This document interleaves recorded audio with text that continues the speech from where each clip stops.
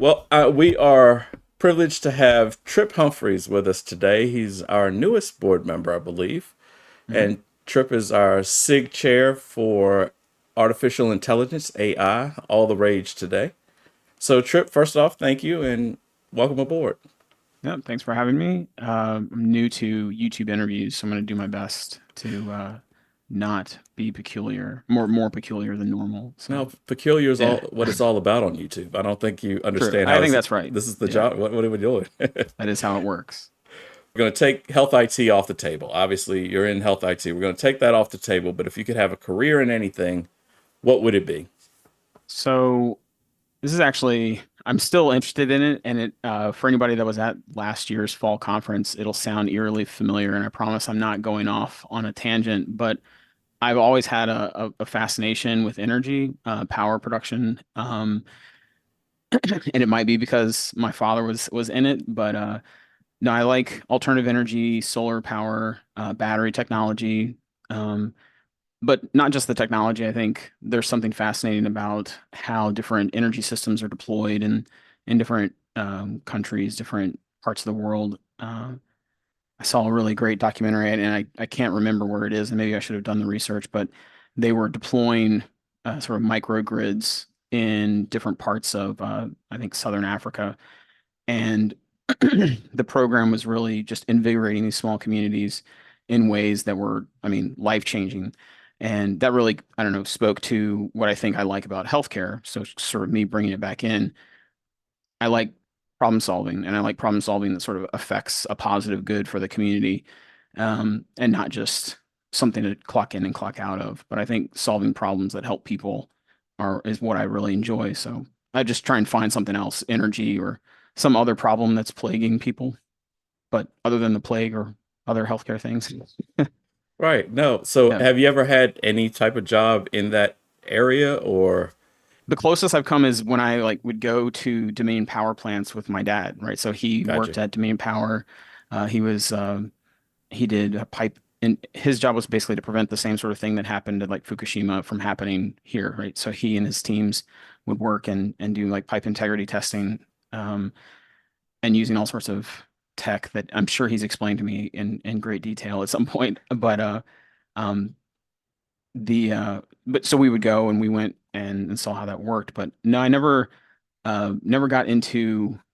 I guess the second time, which we'll get to later, I Hmm. think, is when I started working. Um, I got close to things that use nuclear power, but never in the power generation field myself. No, went straight into healthcare pretty much. Okay. Well, Yeah. what was your first job then? We'll switch Yeah. over to So, the I yeah. mean, technically, the first jobs I had were I mowed lawns, and um, I worked in my parents' coffee shop, but I also sort of simultaneously started my own computer networking company. Oh wow. And I, incorporated probably, breaking all sorts of rules I didn't know about yet, and like how to properly incorporate uh, a little thing. But we sold um, home built computers to like banks and libraries and small businesses and things like that. Um, and when I say we, I mean it was like me and whatever I could convince my brother to do or my mom and family to help me with. I once filled my dining room up with I think 20 HP LaserJet printers somehow, and like took up the entire space. We couldn't eat for a week until I delivered them. Um, so stuff like that. But then the first like W-2 earning job that I had was I worked at a company called ESI, which is still around, but I was at a contract at the Newport News shipyard. I grew up down in Hampton Roads, Virginia, and I was working on a crew that was doing lease refreshes um, on the USS Reagan, which was in not in dry dock, but it was at Newport News shipyard, and we were supposed to be replacing all the workstations, but I was basically too weak and too small to be effective because in the heat Gotcha. of the summer, Right. they were carrying, this is back in the days of like actual CRT monitors before LCDs were affordable. And so these big guys were just carrying around two monitors, and I was barely able to carry one. Right. And I was apparently looked like I was going to die of heat stroke. And so some of the guys, they were like, you have to go back to the office. And so as a trade, they put me in charge of this what the manager's job was, and he went out and did my grunt job, and so I got put on these access databases, and sort of from there I started teaching myself SQL, and I you know built a lot of macros to make that job even lazier than it was already. So I had already gotten put into a lazy position and then made it even lazier by just sort of automating as much as I could. And I ended up working myself out of a job like 3 or 4 weeks early. So, but yeah, I just really got into it then. But Nice. that was as a nuclear powered aircraft carrier, which is the closest I've ever come to being like near a nuclear reactor Right, working. So, right. Excellent. Oh, yeah. well, so your ruse to get out of the heat worked then. That's the goal I that wish it was a I ruse. I'm pretty sure like I almost did pass out multiple times. All right, so you've already kind of started in, but tell us a little bit more about your professional life and also personally as well.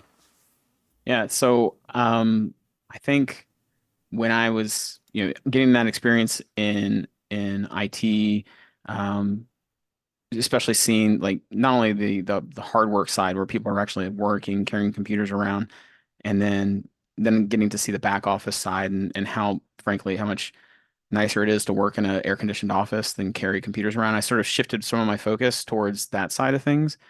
And I thought I'd go to school, get my degree in computer science and management systems.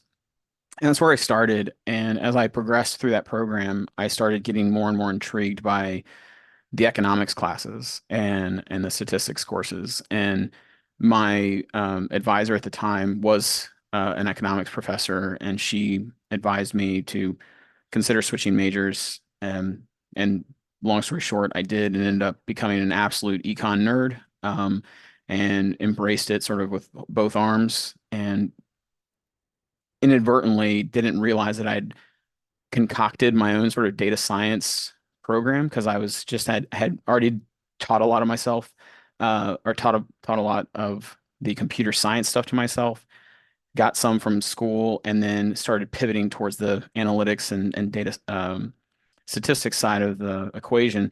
And so every time I would work on a stats project, they'd show me how to do it manually, and I'd be like, oh, surely I can do this in code. And that's how I got into it. So I really wanted to go take that experience of automating stats to where I saw a lot of economists going, which was like the Fed or some sort of analyst job, and try to get into that field.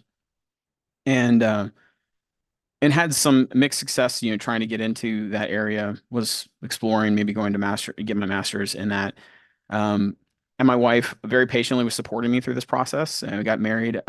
She was my high school sweetheart, and we were together throughout the whole process. But very lovingly one day said, just get a job, right? Like get something going. And so she meant it from a really good place. And it just so happened that I was down the road and from a contractor that was supplying the staffing services for Bon Secours Health Systems IT staff. And so I went there. I applied, and a couple of weeks later, I was working at St. Mary's Hospital and working for some people who were HIMSS members themselves. And I had such strong IT background that I sort of quickly rose up through, I think, some of those ranks.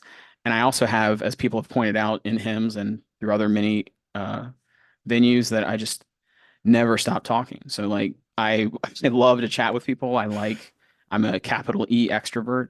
I like engaging with people, and that's not super, super common in the world of highly technical people. Um, Not and at so all. my yeah, yeah, and which is okay. Yeah, It yeah. takes all kinds, right? We need both folks.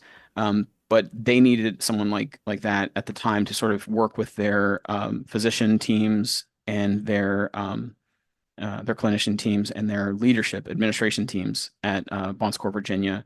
Um, and so I transitioned from the sort of desktop role into that physician liaison, administrative liaison, and then from there jumped into applications and later into enterprise applications as we expanded into Bon Secours Enterprise.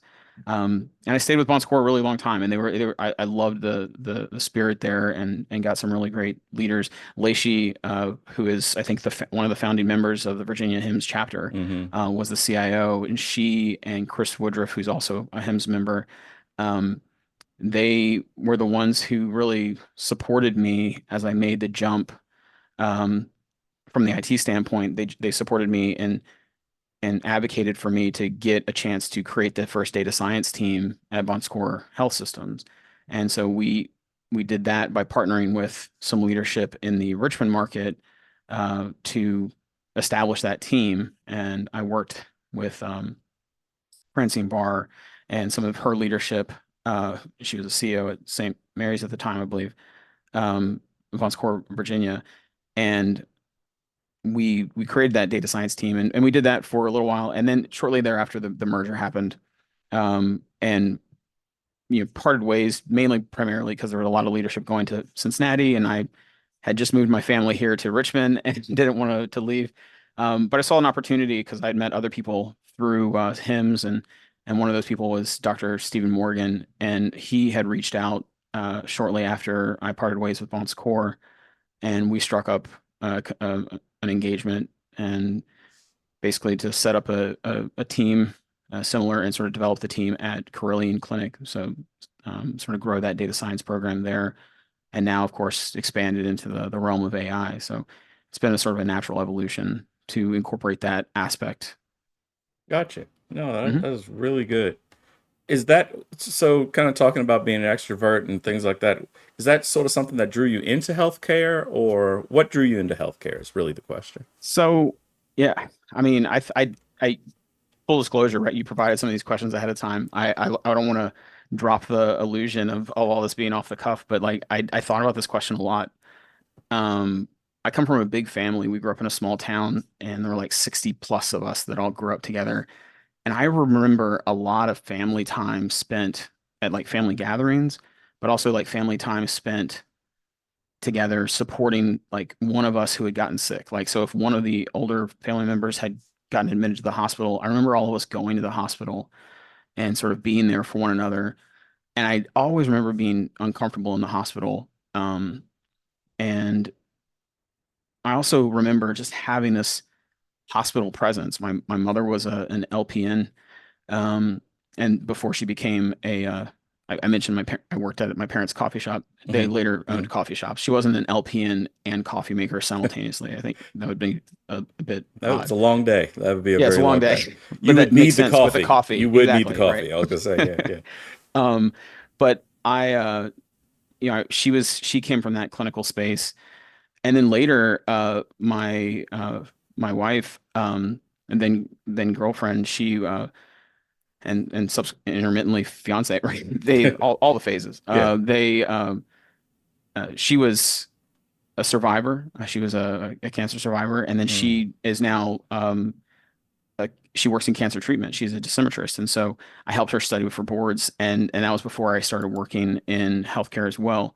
So I've just always been around healthcare. And it Yeah. didn't really plan on it. It's been this weird sort of confluence of events. I didn't mean to become a nerd. I just am. And so that happened. And then I didn't mean to really get into economics and statistics, but that happened. And then healthcare was just always around me. I just remember having it there. So it was sort of inevitable, I think, to some extent, that I would enjoy it as the way that I do. Sure. It's immensely frustrating. I mean, I can't begin to describe how uh, like you need that sort of enduring patience to work on it. Um, because it's just there's so many problems. There's a lot to work out. And that's nothing on Carillion specific or Bon Secours specific. I hear it wherever we go, wherever Yeah. I'm sure it's the same with your health system. There's just a never-ending supply of problems. Of And course. as someone who loves puzzles and loves problems, it's like heaven. And I think that's a fun thing to work on, but it's also very rewarding because they're not silly problems. No. And I don't mean that pejoratively to people who work on other types of industries, but like I feel a lot of reward from working on a lot of the stuff that I do. life-changing problems. Yeah. Yeah. It's not just the, run of the mill type Sometimes you of have a, to remind yourself because some of it yes, does feel trivial, but absolutely. it links Absolutely. back. So you do have to take that effort to remind yourself that it does link to those outcomes which we're chasing. Got you. Yep. No, Mhm. that couldn't have been said any better. That was an excellent job. So we're going to switch over to make things a little bit more Mhm. HIMSS Virginia centric here. Can you describe your role? So again, you're the newer board member and you're the SIG chair for artificial intelligence AI. Mhm. So could you describe that role and kind of also the role that HIMSS Virginia itself plays in the health IT world? Yeah.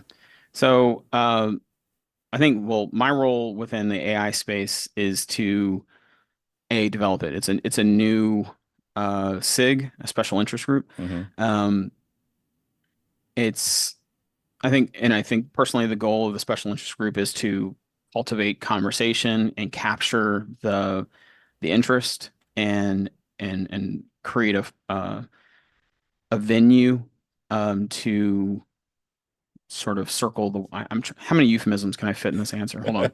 Once like but all those things, right? All We're the trying to things. circle the wagons Right. and get all those people who have that interest or have that curiosity or have those concerns and get them together and really pose those things all at once and try and address them, right? You can't answer all of them simultaneously or address them all immediately, but that's the goal. And so you have to develop a program and develop that network to do that. And um, I think one of the things I try to bring to the topic is uh, taking complex subjects and making them more accessible. I think that's well, folks have told me that that's a talent that I can sometimes have. Another thing is that uh, the less enjoyable side of things, which is the governance side of things, is often not um, the most scintillating, and Mhm. therefore it can sometimes steer people away. And I think I'm pretty good at getting people over that hump and actually getting people to embrace why it's important and make it at least entertaining enough to stomach so we Right. can get that spoonful of sugar, as it were. There's another euphemism. I'm up Yeah. to 4 or 5, I think. Yeah, that's So all right. We'll keep a counter at the bottom here. yeah, yeah, exactly. um but so that's the SIG specific goal. But I think what HIMSS is really for the community and what it was for me is that, I mean, the number of conversations I've had in these HIMSS communities or HIMSS events is, I mean, innumerable at this point. But I've met so many people um, that have really had a lot of pivotal um, conversations that, not to sound cliche, but have really shaped the development of my career, right? So not necessarily just because they were hymns, but they happened at hymns events. So I Sure. can't take that away, right? I actually told him not too long ago, but Matt Curtin, who was one of the previous presidents, Hmm. he and I had a lunch or a dinner there at the fall conference one year, and I think about that conversation all the time. It's something that I think weighs in my decision making process, and how I hire people, how I scope projects, how Yeah. I decide what to put on my plate day to day. And he would probably think that's a silly thing for me to think about, but it was a good conversation, and he's a clever man for sharing his thoughts at least as eloquently as he did that day. Right. But it's something I think about, and that happened there. And so I've met all these really good people, and I think networking, education, cultivating those um, relationships is really powerful. And you just get to meet people who are from the different healthcare systems and have that commensurate experience that you can identify with. It's a good thing. And it's fun. I mean, Yeah. they're just good people. Yeah. Yeah. Is that really what drew you to HIMSS in general, HIMSS No. Virginia? No. Okay. All right. No, to be candid, it wasn't what originally drew. I was chasing the certifications. Okay. I was thinking that at the time we had set out certain objectives. I was trying to check boxes in my annual review, and I was looking at my development path, And I was looking Gotcha. like, okay, well, I've got this certification I can work on. I've got this. And I didn't know HIMSS at the time until I cracked open my CP HIMSS certification study book. Gotcha. And I had no idea that Lacey, who was, several layers above me at that point, had been the person who sort of created this chapter that was coexisting in this world that I was just adjacent to. So we were studying, me and a few other colleagues were studying to take this exam. And when we took it, we started receiving these notifications, right? I got Sure. these emails and I was like, oh, well, can I go to this event? And so I started pestering my, administration. And I mean that in nice. I Yeah, wasn't rude sure. about it. No, no, no. Yeah, but like I was like, You can have I to go to do it. this? You have to. Yeah, Yeah, you do. You absolutely. got to push a little bit and say, If can you I don't go to want it, who this? will? I mean, that's it. Yeah. Yeah. It's rare that a leader is gonna be like, yeah, take the day off and go learn. Yeah, I know you got stuff to do, but Yeah. go do that. Um, but it is a good thing, and really leaders should do that Sure. more, if I'm being candid, Yeah. because it's a good way. You'll augment future ability to complete work because they'll learn more. But I won't pitch into that right now. Absolutely. Um, but yeah, Couldn't that's what agree it more. was. I was chasing a certification at the time, and then I started getting emails, and then lo and behold, I ended up meeting all these people that actually were from Bon Secours because they had known the other route. They had gone and were associated with uh, the sort of founding group of the Virginia HIMSS chapter. Just happened to work several offices away from them. Away from the Weird. whole time. Yeah, Yeah, had no yeah. idea. You were surrounded the entire time and just Yeah, didn't realize. they, You didn't they didn't realize. they had encircled me. Yep. So, as the AI SIG chair, I'm hmm gonna put you on the spot just a little bit. So, hmm where do you see AI taking us in, say, the next 3 years? I don't think any of us can really go past that. Some people try to say 5, but say 3 years. Yeah. Um, so it's a it's hard not to sound negative or sort of frustrated. Again, like I said, there's this like perpetual sense of um urgency in my voice sometimes when I talk about these things or frustration. And I don't mean it in a negative way, but um I'm also an optimist, an eternal optimist. So I think that this is we got nothing but up to go through. People are very encumbered with the thought of AI governance right now. Hmm. It's what just weighs on them. And I think governance is super important. It's very important. Um, it's pivotal to several key components. We obviously don't want to get anybody at risk. We don't want anybody in trouble. We Sure. don't want any data leakage. All the things that we've always cared about from a IT information security standpoint, from a patient safety standpoint, from a intellectual property legal standpoint. All of those perspectives are still incredibly valid and the things that we should be working on. But again, not super scintillating and exciting from an AI standpoint. Sure. So we got to put in the work and do that, and that's going to take a few of months to. It's going to take time. Um, but then comes the phase of adoption, and that's also going to be frustrating to me because, and it's only frustrating when put next to the last phase, which I'll get to. But adoption is going to be about selection. It's about comparing products. It's about implementing products. It's about use cases. It's about um, these specific things that people want to do uh, with things, which is it's all good. Again, I don't want to sound negative. Sure.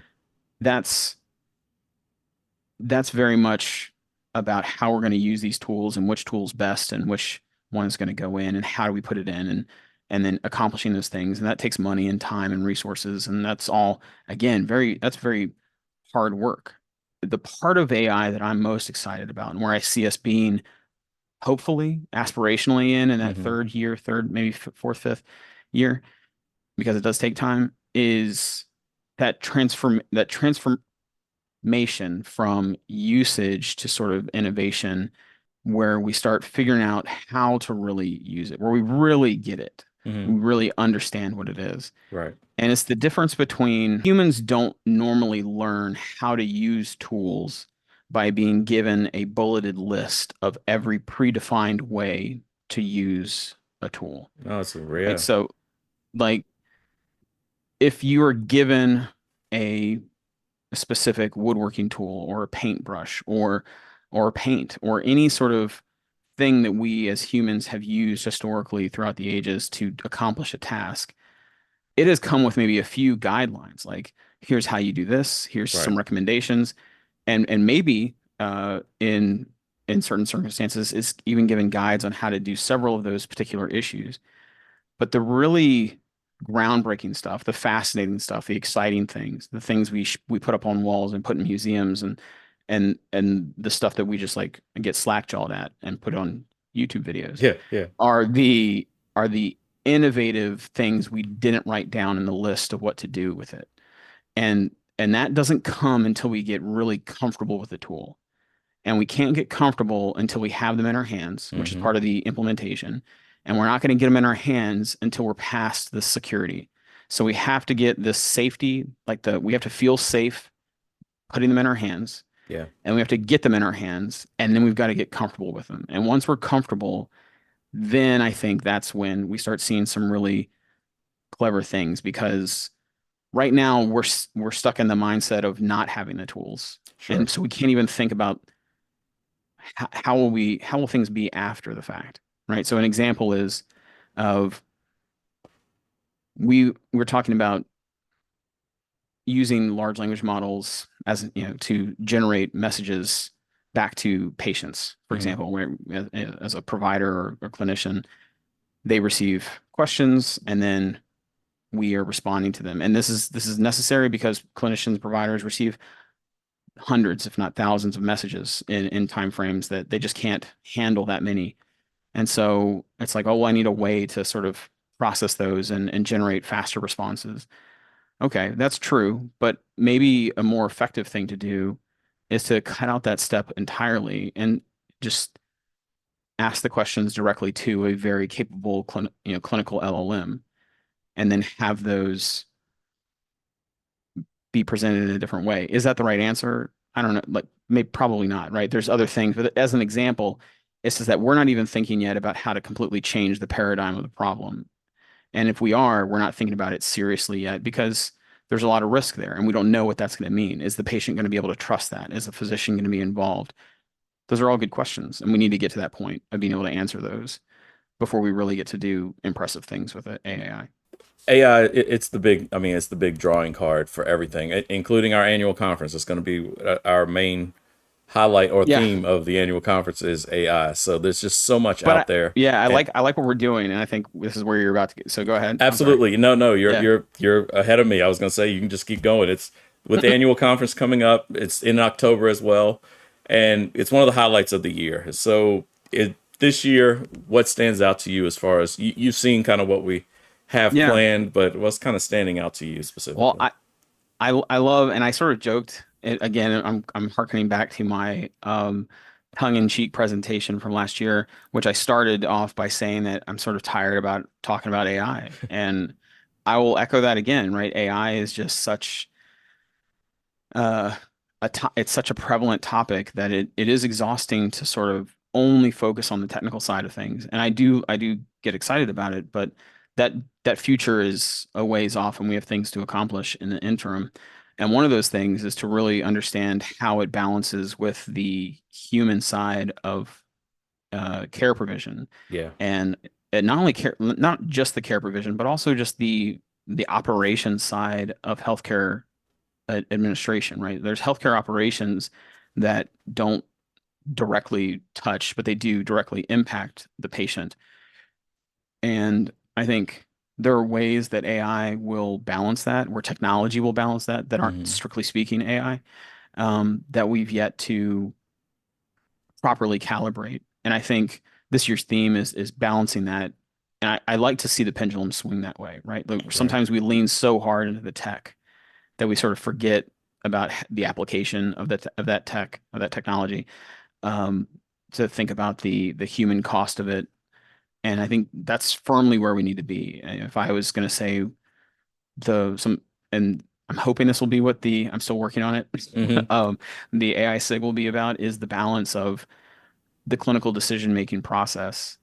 So I might be showing my cards too early, but I really want to make Advertise it be early, about man. this. That's Yeah, what you're I supposed to know. do. There you go. Yeah. I'm hoping I can get the right people to have this conversation. And if not, just and if you see this, come find me. No, but the uh the conversation that I think really needs to happen is about that balance between technology and human agency and clinical decision making.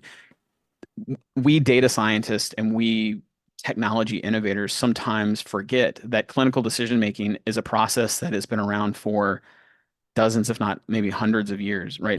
Right. Yeah. It they've been doing this a while. They know Yeah. how to make clinical decisions. We're not inventing it.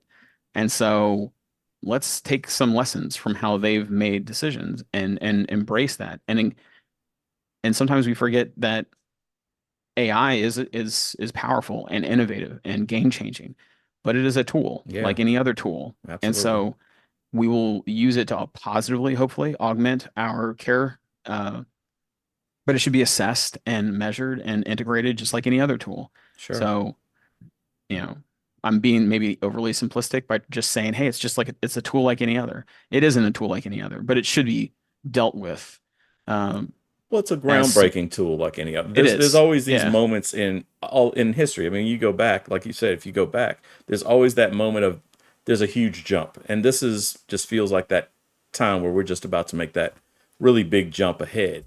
And exactly. And I think we've got great processes for making sure that physicians and administrators don't go and buy horribly risky and sure. questionable lab equipment, right? Right, And right. It's like just really sending all your weak, data out to right? everybody Yeah, that shouldn't like have it. Yeah, we're yeah. really good at making sure that like a physician oncologist doesn't go buy some really questionable equipment from God knows where Right.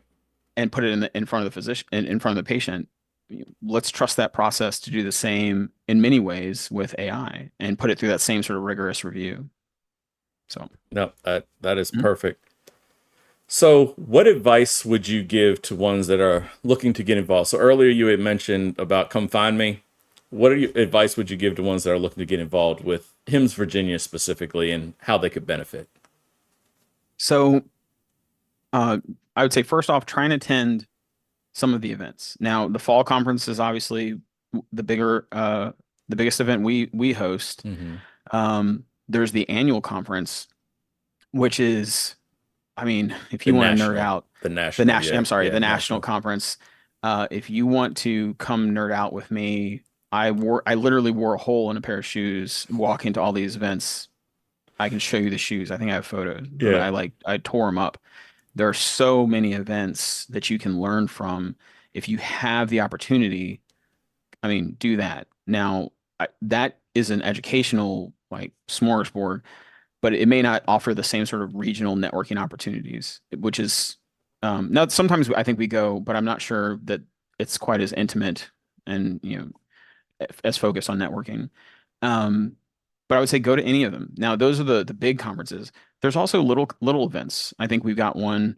I think it's this evening. yeah. This is the Yeah. evening. Yeah, yeah. So it won't happen whenever you're watching this. There Right. won't be one every time you watch this, but Yes. it'll Yeah. Yeah. be this Exactly. evening as we're recording this. But the so there's little events too, and we have those networking events, and then there's also one of our board members, Penny Cooper. She does an excellent job putting on the analytics data and analytics symposium. I know that's been going on for a few years That's now. usually in May. Yeah, Yeah.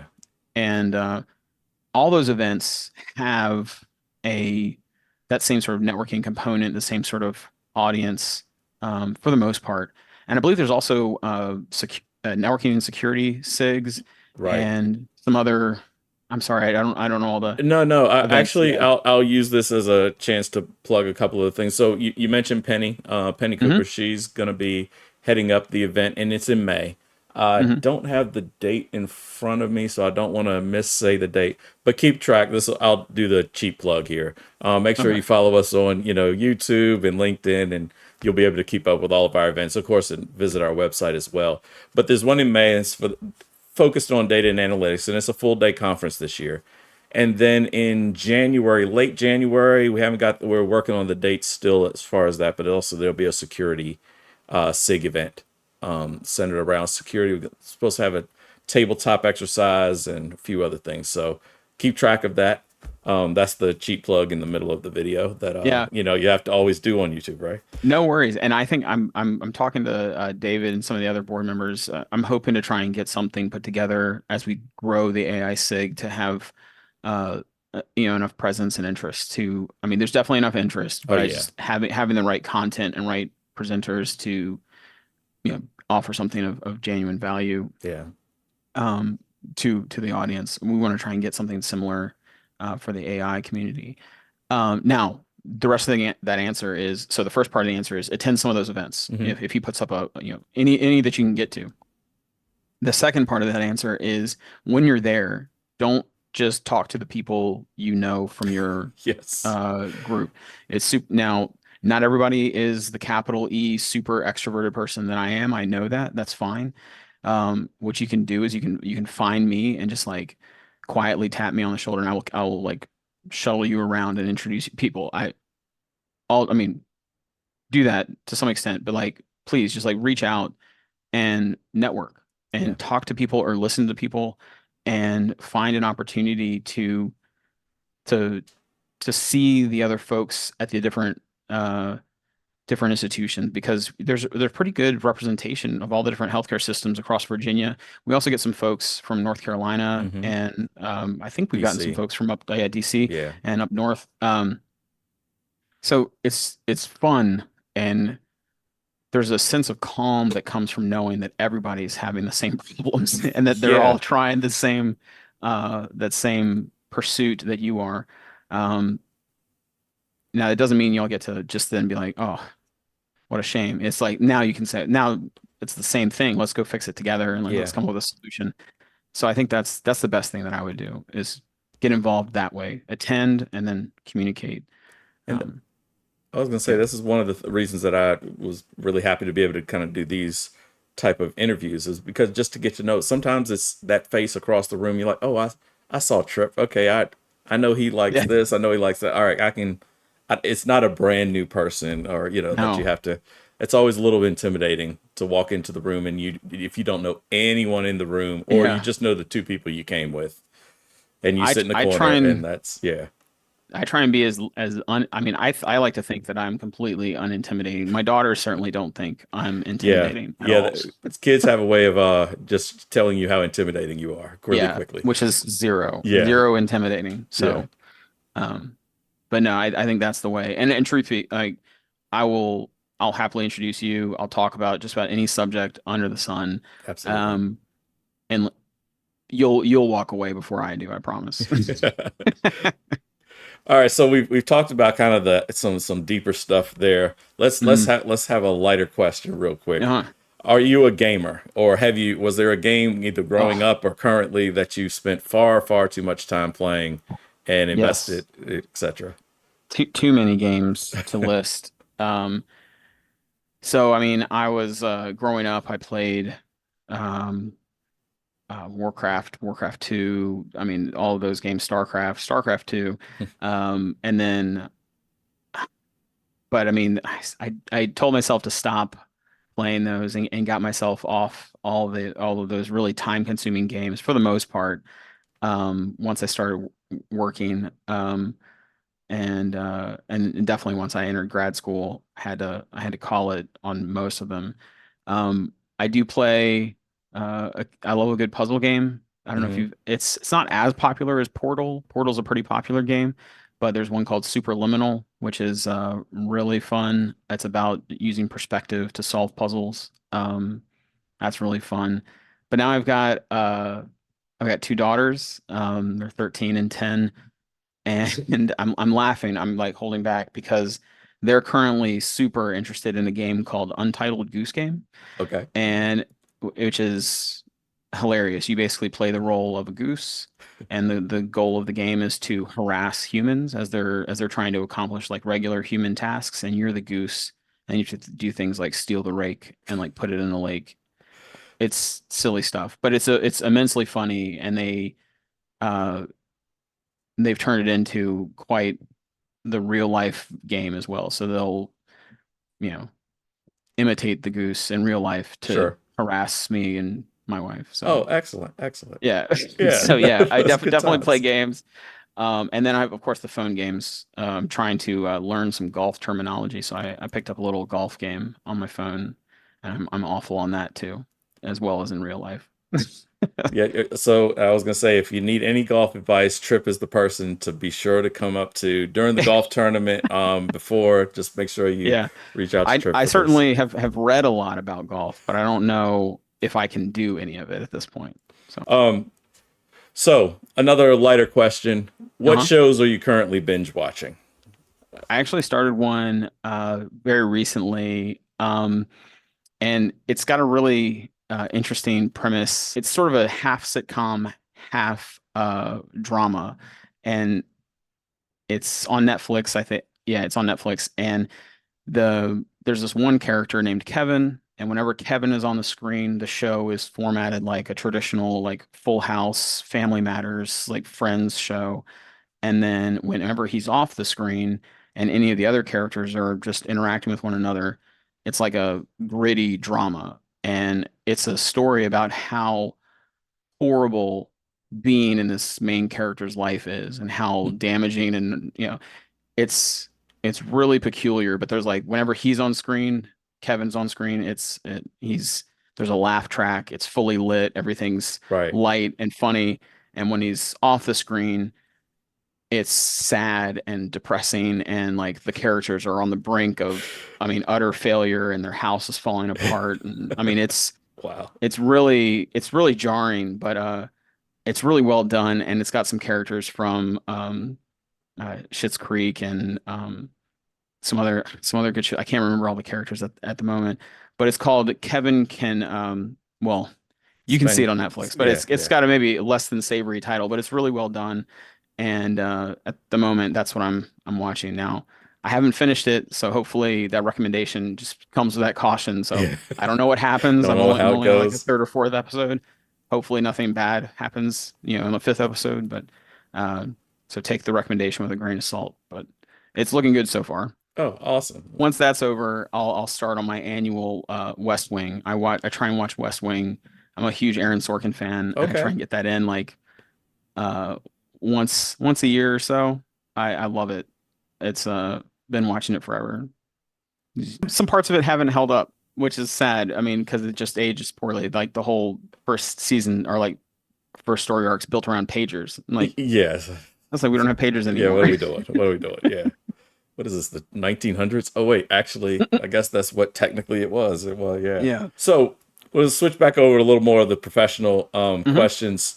Can you share some key milestones or notable projects that you and your team have either recently achieved or have achieved, in the past? I mean, it depends on which context we're talking about, but I'd say in the realm of AI, we're making strides in sort of i- integrating the intake process. It's sort of the still that unsexy part, right? Where we're just trying to like eat our Wheaties and take our vitamins, right? Right.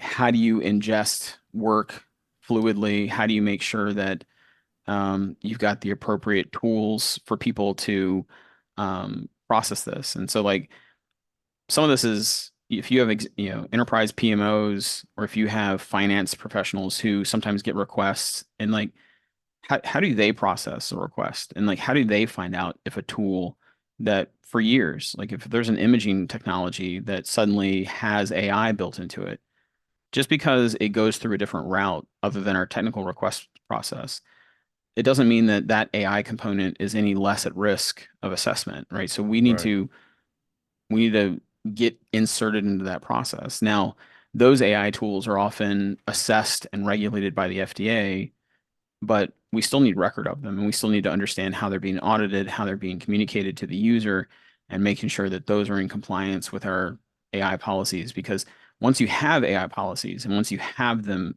in your system, you can't just be like, oh, well, that used to be handled by somebody else, right? Like Sure. that's not our Sure. problem. Right. They're all our problem. Once we Hmm. have the policies, it needs to fit under the umbrella. So having to widen the scope a little bit beyond just technical, because AI is, I think, broader than the technical components of it. It certainly has a large and healthy technical component, but there are ethical components. There are these organizational decision components. There's clinical components, and they're not things that a data scientist can decide or should decide. Sure. They're things that the organization has to decide.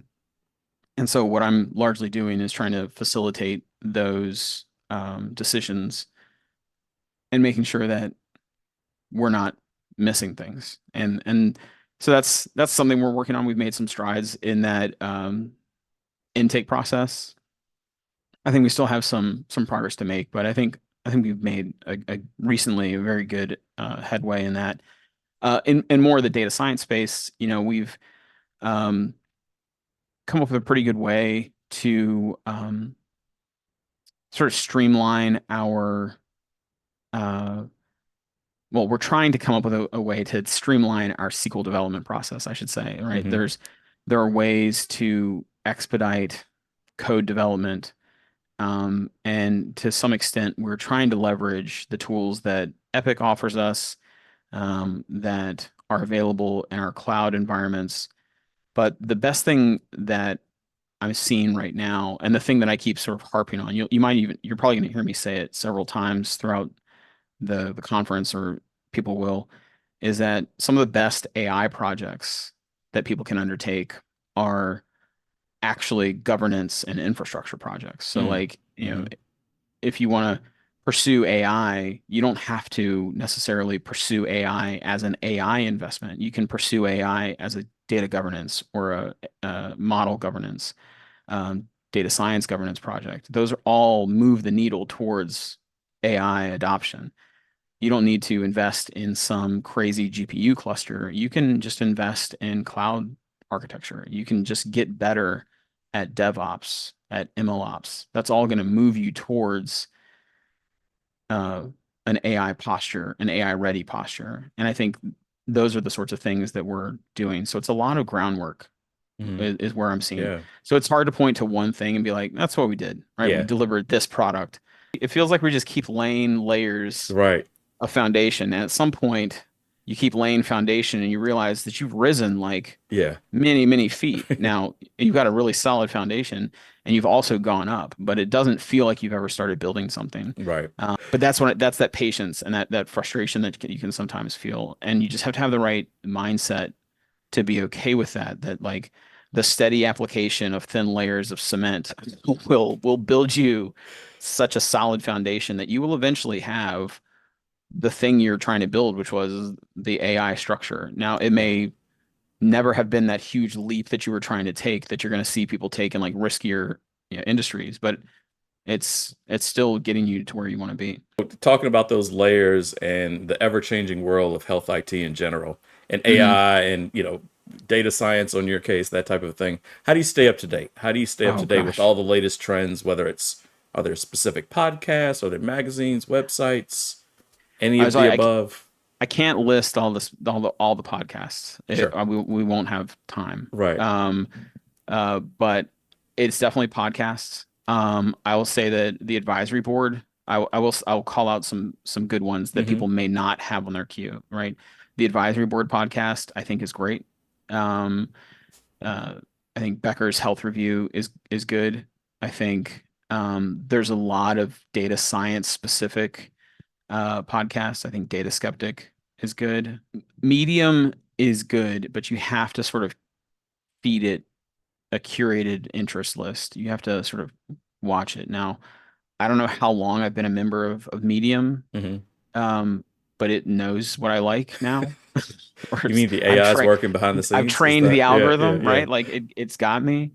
And I use Threads, and I have other like social media accounts that have have groomed over the years. I have Reddits. I used to have I used to have RSS feeds aggregated. I mean, like a lot back in Google Newsreader that they've now like decommissioned, I think, with like Slashdot was once upon a time a thing that I used to follow every day. I don't even know if it's still posted. I'm sure they are.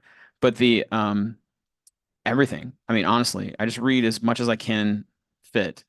But here's probably the one that has been most peculiar recently. And I love telling people, but I'm also slightly embarrassed. So I'm gonna share it now. And It's just so you and I talking. No one else yeah, will. okay, Yeah, okay. yeah.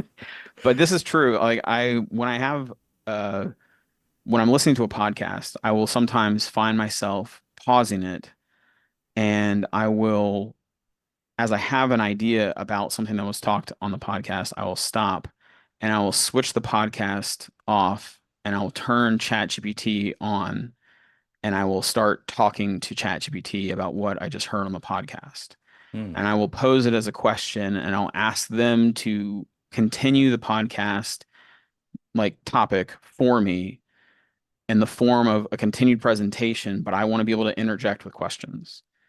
And so they will, create a section of information and then they'll pause for questions and Hmm. I'll ask a question and then I'll give them more context. And it's it's like a curated one-on-one conversation with what I know is a less informed version of the article presenter, right? So the caveat I'll give is that you have to remember at all times when engaging in ChatGPT is that it is an amazing uh, BS engine, right? Hmm. Like it can produce BS like nobody else, right? So at any point in that presentation or that conversation, I have to be fully aware that everything it's saying could be completely false. Right. And so just take everything you're having in this conversation with a grain of salt and you're fine. But if you take everything in that conversation as like the gospel truth, then that's where you could go awry. But I would say that's something I've been doing to try and find myself new avenues of topics to look into because I might hear about an idea in a podcast, ask about that idea in a ChatGPT conversation, and it might lead me to a technology or a thing that I hadn't known about. It has led me to things that don't exist. Right. Oh, of course. Yeah. Right. So, Yeah. which is always fun to learn about. Yeah. But that's part of But that. then That's part of that. yeah. Yeah, going back to earlier, right? Like, where does AI go to? It starts with, feeling comfortable. Like, we really just need to get to the point where we're comfortable. And I'd have this conversation with my daughters. It was like, the sooner they're comfortable knowing that the AIs we have today are full of it, like absolutely full of it, the sooner they're going to know how to tell the difference Yeah. between truth and falsehood Sure. when they see it. And so I try and encourage them to do that, but remind them that they need to question it. They have to trust but verify sort of mentality with AI. Um, and I think that's useful. I was gonna say that actually kind of leads into the last of the professional questions, and Hmm. that's what advice would you give to aspiring professionals looking to enter the health IT field or newer into it? Yeah, I used to get this question in the form of like, what would you tell aspiring data scientists? Hmm. And they would often ask it maybe even more pointedly is like, should I learn R or should I learn Python? And my Right. favorite answer was yes, right? And so the inclusive yes. I would say my answer then was learn everything you can, Hmm. which is it's a lazy answer and an exhausting activity, right? Like learn everything you can. But I'm going to stand by the answer is that it's never been easier to learn.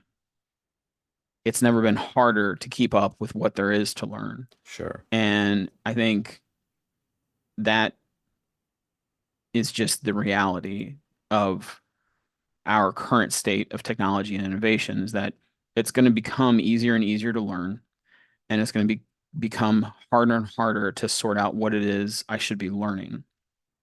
And the faster you can adopt skills that cater to your ability to integrate new information into your task list, your workload, your whatever it is that you have to accomplish. And this is true, I would say, beyond just healthcare IT, beyond whatever, career you've chosen, but just in general, the faster you'll be able to improve. And I think that's that's a valuable skill across the board. Learn everything you can. Yeah. And a lot of the times, the only thing more effective than learning it for yourself is talking to someone who's tried to learn it and see what they can help you with. And so in addition to that, talk to everybody that is in the same situation you're in. And if you don't know who they are, then just start meeting people. And that's sort of what HIMSS is good at, I think, is helping you find those people. So um, I think that's what learn stuff, meet people, find good people to learn from. Yeah. Yep. Life lessons basically across the Yep. board, not just professionally, honestly. As we're wrapping up, Trip, first off, thank you very much. This has been Mhm. excellent. I'm going to end up with a couple of layup type questions. What's your Okay. favorite movie of all time and why? So I don't know if that's a layup for me. It's hard to choose movies. I think more often than not, like my favorite pieces of cinema, if you will, like things that I enjoy watching that are long, um, are probably like miniseries. Um, and one that I always really enjoy, and it's often the music that does it for me. Like I really enjoy, um, I think Gladiator is a good movie, but I think that might be because of the music. I think anything by Hans Zimmer is going to be good, but like the ones that I really like story wise, there's actually it's a 6 or 7 part miniseries on Netflix called Maniac, and it Okay. stars like Emma Stone and Jonah Hill, and it's about um sort of this not dystopian but an alternate future where people are undergoing drug trials, and it's this mental health repair clinical trial, and it's very peculiar, and it's about dream states, and it's just Emma Stone and Jonah Hill being hilarious together, but it's also got just some amazing soundtrack, so scoring, and really really funny. But if I had to choose a movie, if it had to be a movie, I would say that I was really taken aback with how much I liked Godzilla minus one, which I never would have thought that like a Godzilla movie made it in my top 10, let alone like in an Sure. answer like this. Yeah. But I went to see it with Jenny, my wife, and she and I were just sort of expecting like a Godzilla movie, but I'd heard whisperings that this thing was just blowing people's socks off and like had won all sorts of or gotten all sorts of acclaim. And when I watched it, I was just blown away at like what a powerful movie it was. It was really about, I mean, it was really about post-traumatic stress disorder and Wow. like, yeah, it was Yeah. about, human loss and sacrifice and shame. And like, I mean, it was, I mean, Godzilla was barely in it. Like he had like 3 or 4 scenes tops, and like it was important, but it was mainly about this the war, and it was a love story. It was just like really powerful. And the music was amazing, and it like really did these nice callbacks to like the old classical score. And I think Hmm. music is what generally does it for me for movies. So I'd have to say that one.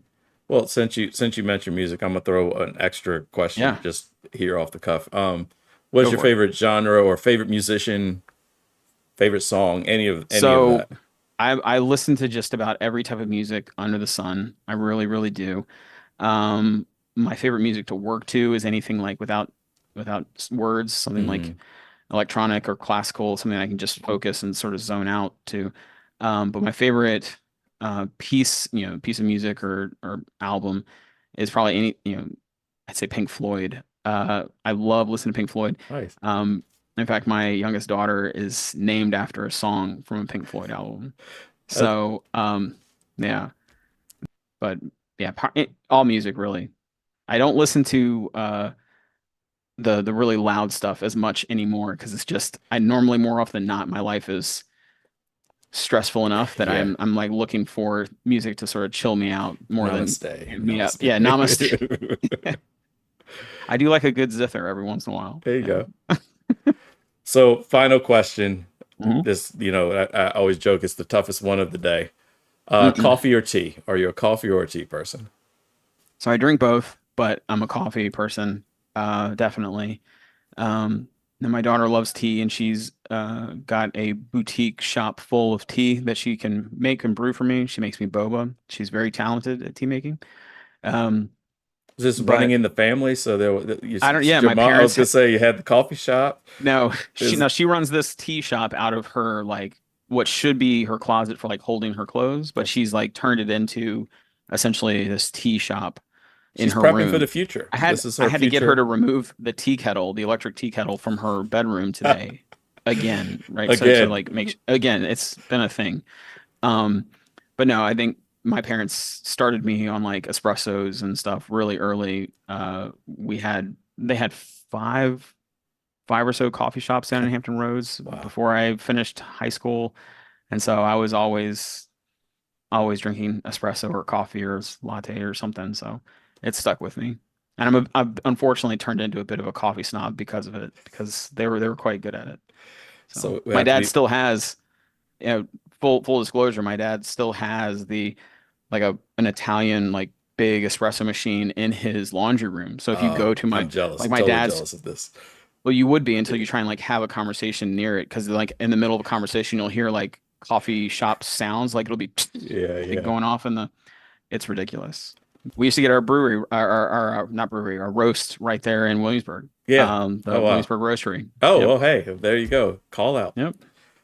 So Trip, again, I really appreciate you being on here. It's great getting to know you a little bit more, and being able to reach out, and Yeah, also it's a for pleasure. once to be able to see you at the annual coming up. Yeah. I'm looking forward to it. I'm still got some things to sort out, so I'm excited and anxious about that. But yeah, getting excited about going, and I'm hopefully gonna do better at golf this year. I've It's just got to it's improve the number of, or decrease the number of balls that I lost. the loss. That's Uh, key. That's actually very key. If you can yeah, come back with at least some of them afterwards, yeah, that's usually a good that's the sign. goal. That's usually the goal. Right, right. Yep. Well, thanks again. And to Hmm. everyone that is watching, thank you. And to be sure to hit subscribe and like to, make sure this video gets out to everyone. And also be sure to follow us on LinkedIn and our website as well to be sure to keep up with all the events and all the things that we have planned for the upcoming year. Thanks again.